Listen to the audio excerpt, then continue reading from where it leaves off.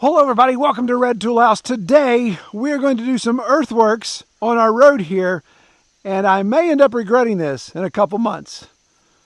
So come along and you guys can laugh at me as we try a little experiment here. So here in West Virginia, we are in an extreme drought period. In fact, the governor has declared a state of emergency. There's all kinds of contingencies to help out with that. But as you can see, this road that I drive every day to take care of animals has standing water on it. We've had a little bit of rain here and there, but these puddles never dry up. The creek dries up before the puddles dry up. And if you follow the channel for a while, you know I've done a lot of work in this area. I did a corduroy road at one point with wood slabs to get above the mud. We even did some mining of rock out of the side of the mountain to sprinkle in here, and it built the road up a little bit more, allowed me to put a ditch in. But you can see there's still low spots here. The frogs are having a field day in this hole of water. So I got to figure out a way to fix this. So the problem is even more than just big mud puddles that are clay-based that hold water forever. It's really just the smoothness. This road is so rough that it causes things to rattle out of my side-by-side. One video, I was transporting a IBC tote, and it caused my strap to break because the IBC tote was bouncing so much in the bucket of the tractor. So we want to try to get this smooth and try to get this leveled off a little bit more. So when I drive it every day, I'm not rattling the bolts out of everything I'm driving on it.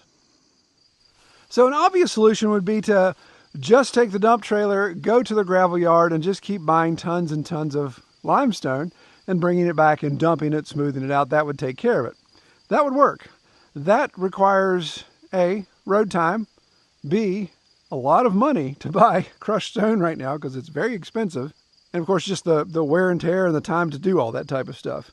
But where I'm standing right here, and this is a little tough to make out, but this is the edge of the property. This is our main watershed that comes down to the front of the property. So the creek comes down around behind me, does a full 90 degree. It actually comes back toward you guys before it turns and goes down. So this is the neighbor's property here, and what's happening is this is getting undercut. Every time we have a high water event, this gets undercut and this meadow gets shorter and shorter. In fact, where am I? Yeah, so there's a sycamore. So when I first bought the property, the creek used to sit about right here. So it's moved a good 15 feet downstream. So what that means I'm standing on is a whole bunch of sand and gravel. And some of this gravel is limestone that I've purchased in my driveway, for my driveway, because the water has washed it down, come down here and deposited. So since I have Dad's dump trailer right now, I think what I'm going to do is pull the dump trailer down here, take the tractor bucket, and we're going to try to mine as much of this as possible, and maybe even push some things against the hillside here to hopefully mitigate to some degree. I don't have huge stone, so it's not going to be a big permanent fix, but maybe mitigate some of the erosion for our neighbor's meadow. So kind of do some function stacking again here. Get some material we need for our road and possibly slow down the erosion that's going on in this meadow. So here's the one concern I have. Even though there's plenty of large stone, gravel, and various rocks in here and sand, the real question is how much organic material is going to be in here. You see, there's plenty of stilt grass growing in here, which stilt grass I think could grow on the side of a road sign, but how much organic? Am I going to be creating mud that in 3 months from now I'm going to be like, why did I ever do this? But you don't know until you try, right? So let's get set up, let's start scooping, and we'll just see how many trailer loads it takes to fill all that in and smooth it down with a tractor.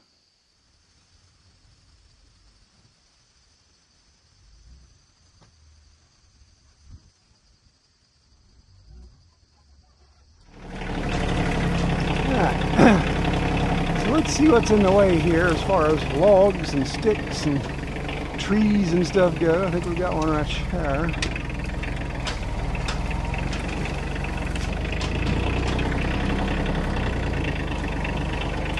Scrape off some of this top silt that's going to be the most fraught with organic material.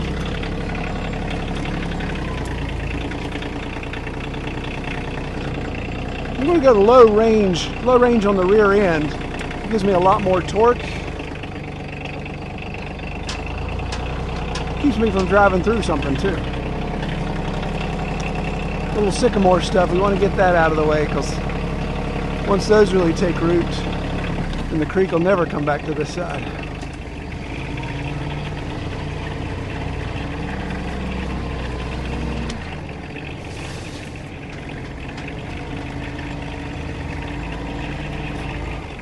Every bit of that is fine sand and gravel.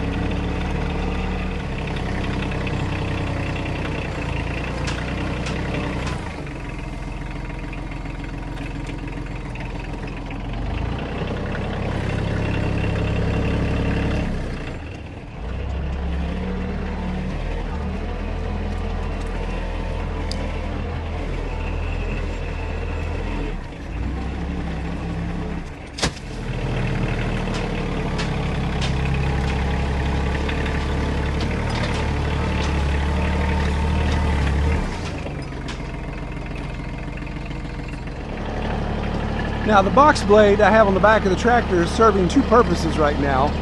First, and right now, it's a great counterweight.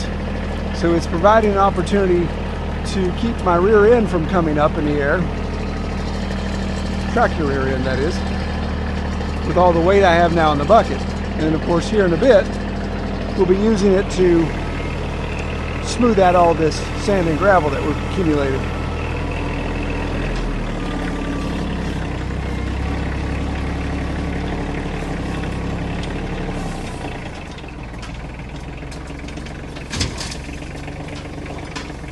Ooh, a lot of roots in that one.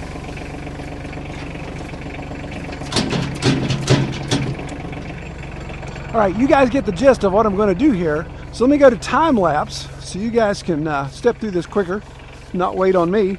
And then I'll show you how, at least attempt to dump this. I gotta figure out a way to get my truck back there. 100 acres and only a couple places to turn a truck with a trailer around.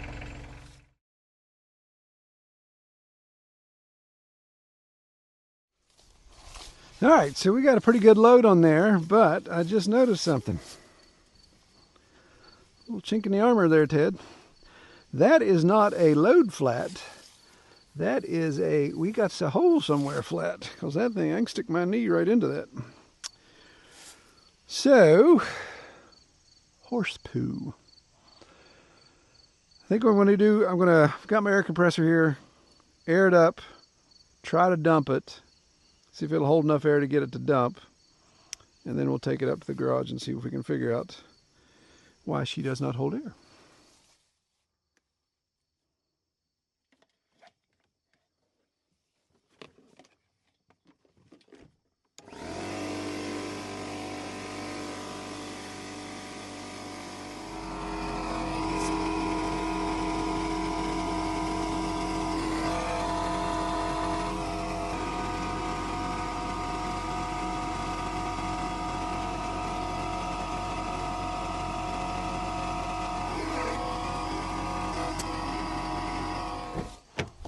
All right, so she's holding air. Let's see if we can get this load dumped. I need you guys to help spot me as we go up this road here. I want to make sure I don't tear any fenders off of anything, the truck or the trailer. So why are you still looking at me? Look at the road.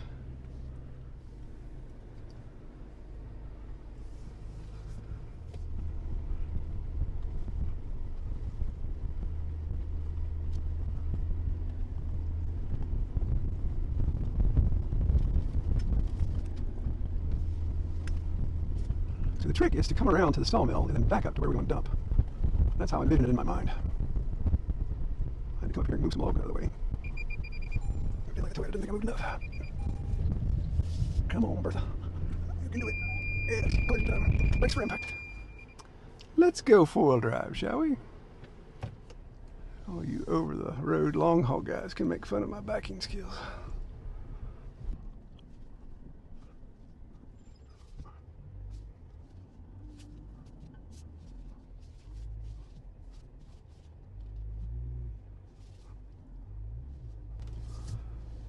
Now I know why you Dodge Ram guys have those really big mirrors. Even when you're not towing anything. Oh, that's right, I said it.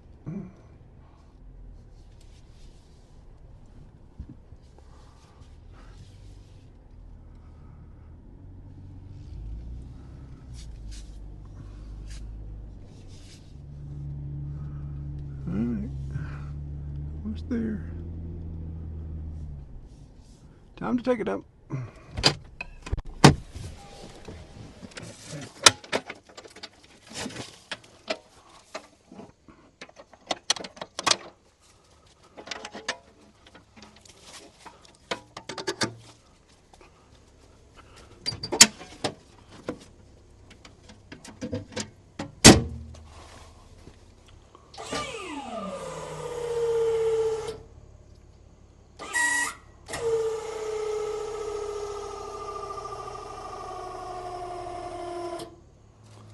I think we overloaded her, but I guess we did. Oh, it's always something. Time for the walk of shame. Fancy.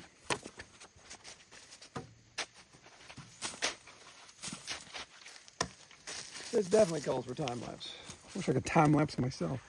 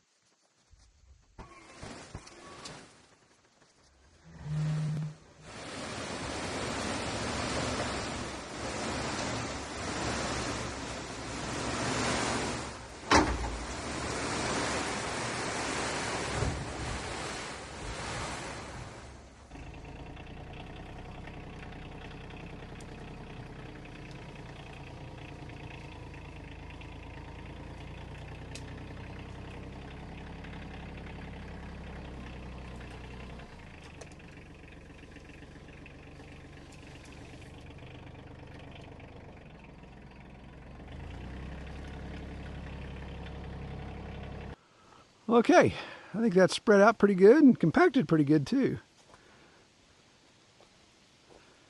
More traffic with the side-by-side on it each day will help compact this sand and gravel. I noticed as I got deeper into the sandbar down there, the bigger rocks I got, which is what you'd expect. But I think I need at least two more loads. And we'll do loads this time a little bit lighter. we won't load it as heavy. And so now I got to do the walk of shame again, because I got to get the truck and the tractor all the way to the front of the property. It needs remote controls. And I'm going to check out that tire too to make sure we're not tearing stuff up. Okay, so our tire appears to be holding. Doing a visual inspection, didn't see anything obvious.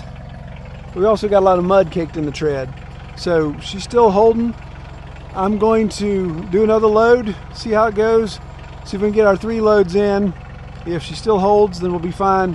And then I'll take it up to the house, pull the wheel, do the soapy inspection, get it all cleaned up and see, make sure it's not a valve stem issue.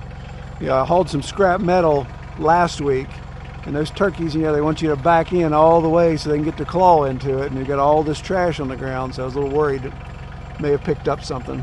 But we'll be keeping an eye on it here. Let's get another load, not nearly as heavy as the first one. Okay, so another load here, and as you can see, I loaded it a little heavier to the axles, get it off the tongue. This is 5 scoops. I went back to check the time lapse to count on the first load how many scoops I did, and that's when I realized I didn't hit the time lapse button. So you guys have already realized that and be like, Troy, you were supposed to time lapse the first load, but you didn't. I didn't. So I don't know how many scoops it was in the first load. It was definitely more than 5, but we're going to stick with 5, load it a little further back, and I think that'll make it easier to dump. Taking my shovel with me just in case.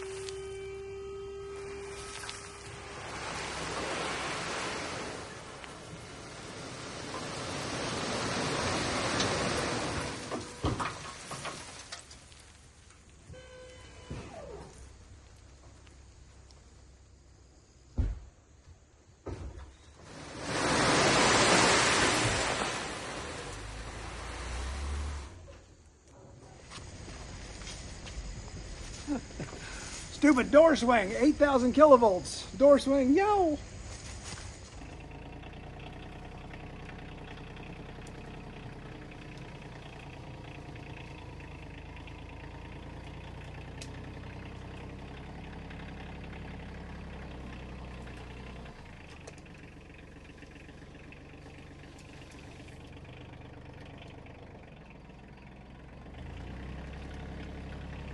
Can I park in the mud anymore?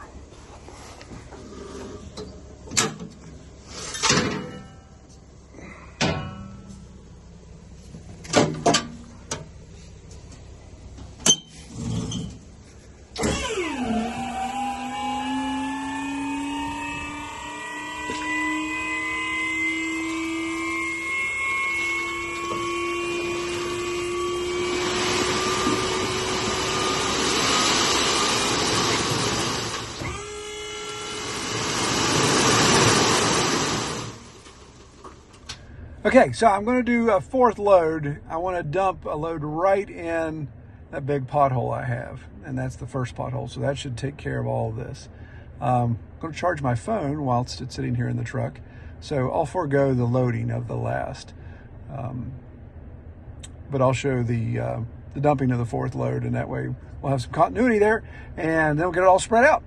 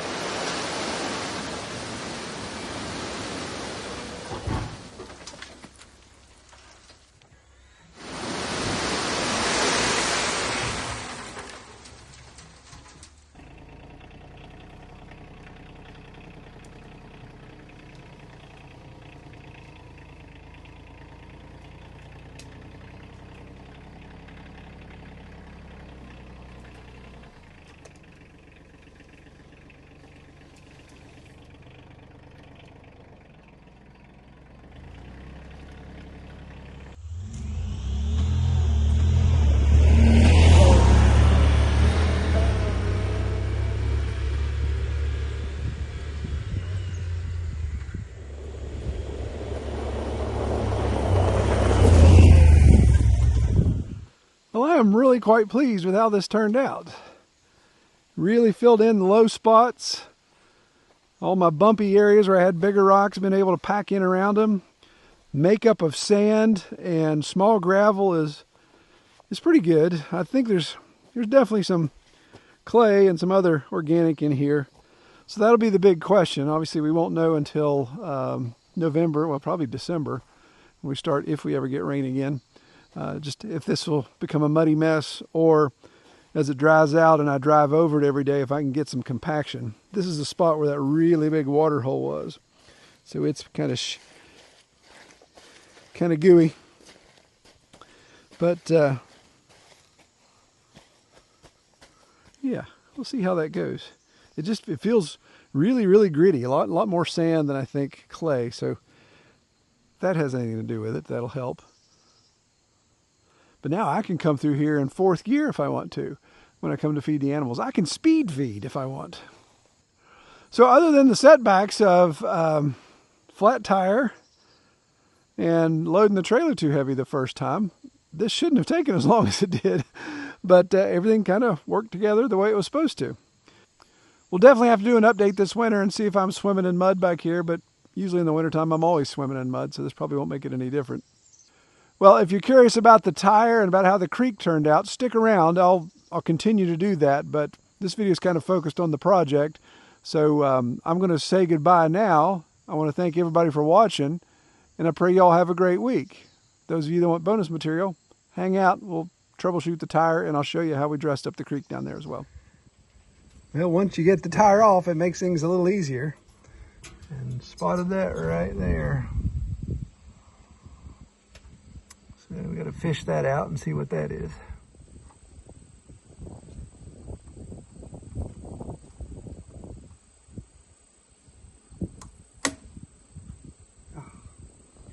Breaking it off.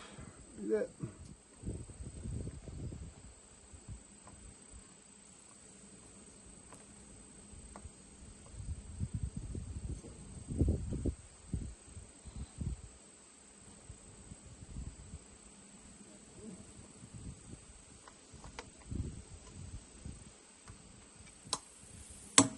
Ah, quit breaking it.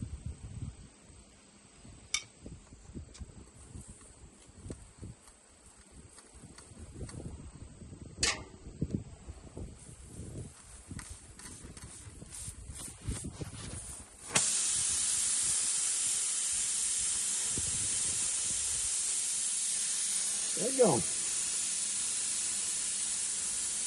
Looks like a file.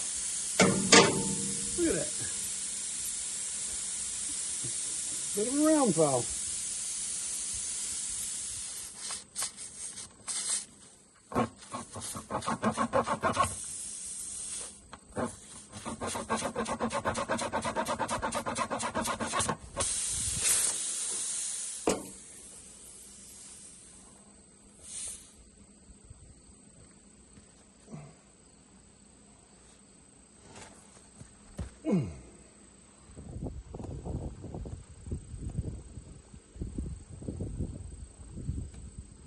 All right, so what we've done here is the creek. Of course, is just make this, can't really tell, this is a gradual slope down. You can kind of see how much elevation we dropped there. But pushed as much of that bigger rock that I could. There's some large boulders in there, but really not enough to change a lot. But dug down deeper here so we could, actually found some water. Got some water going. So hopefully we won't get a frog choker all at once that just comes and blasts all this out. Ideally, it'd be nice just to get a nice steady stream, start to cut a channel there. But again, this isn't going to mitigate if we have another flood event. It'll just, this stuff's way too small. It'll just push all that out of the way and undercut, and then we'll just have another sandbar here. So at least I got a place I can always come and get some sand though.